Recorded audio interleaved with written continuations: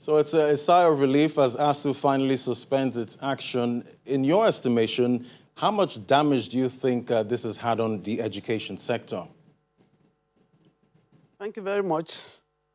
I want to look at the impacts on the institution, both on the part of the lecturers and the students. There's bound to be some negative and positive impacts. I'll talk about the positive first. The positive aspects on the part of the students, there are some of them, I would say majority, who are already tired of staying home. I know, as the saying goes, that an idle hand is the devil's workshop. So those who are tired of doing nothing at home are eagerly looking forward to resuming their lectures, coming back for lectures. So they'll be very happy to come back and work. And when we look at the negative impact on the students, some have started doing some business. I know many of them now work on their laptop with this social media. So some are already engaged in doing some other things. And so to those category of people, of students, they're likely to find it difficult to come back and fit into the system. So it's going to take them some time to adjust and fit back into the system. Now looking at the institution itself and the part of the lecturers, of course, many of the lecturers, including myself, are tired of staying home, doing nothing.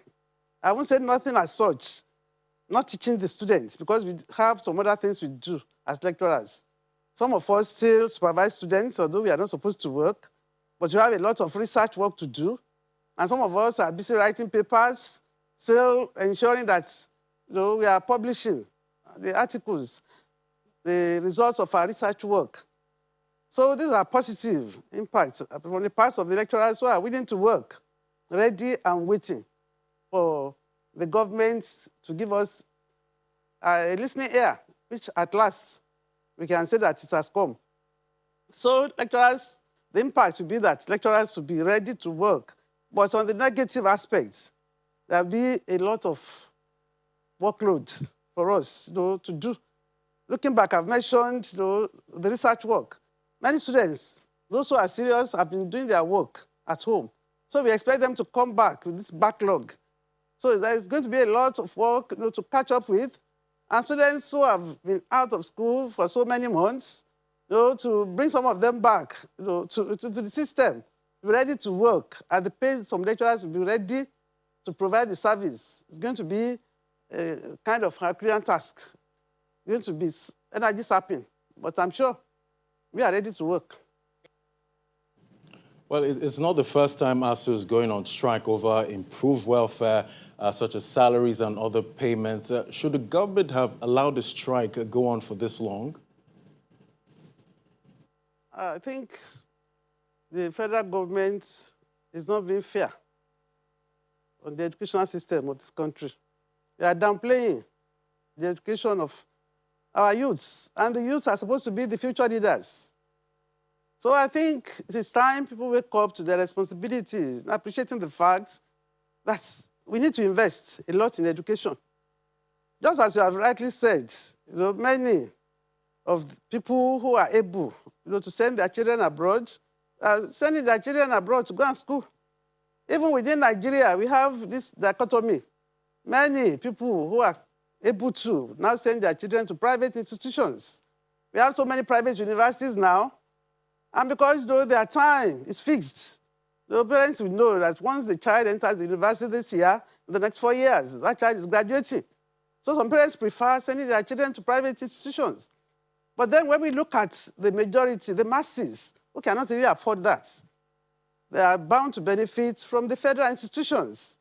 And this is where the problem lies. It's very unfortunate because the education of the young ones, of our youth, should be priority, should be proud to any federal government, to any kind of government for that matter. They should prioritize what they do for the masses. And I think education is key. It is said many times that education is key to development, to any national development. People have to invest, and our government should invest in the educational sector in this Nigeria to make things work out fine for all of us.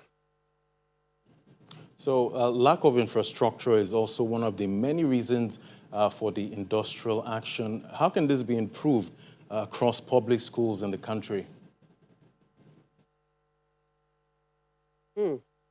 That's a big question. So maintenance is key. Then even expansion, there's need to expand. Most of the facilities are dilapidated. I can talk boldly about the University of Lagos. The Faculty of Education, where I trained, I can tell you that it's still the same facilities that we had in the 70s. The same facilities are still in use in year 2020. And you can imagine the population of students we now have. So the facilities are not up to the standards expected.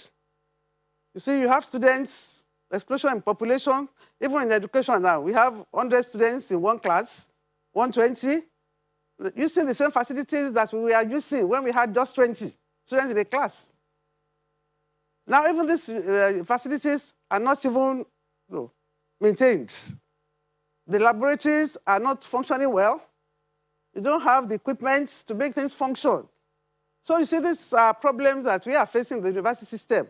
And that's why the ASUU, Academic Staff Union, that's why they have been struggling and demanding, they are not fighting, they are demanding for the right thing to be done, so that we can actually revitalize what we have on ground and possibly expand. There's need for expansion in most universities. That's what we are saying.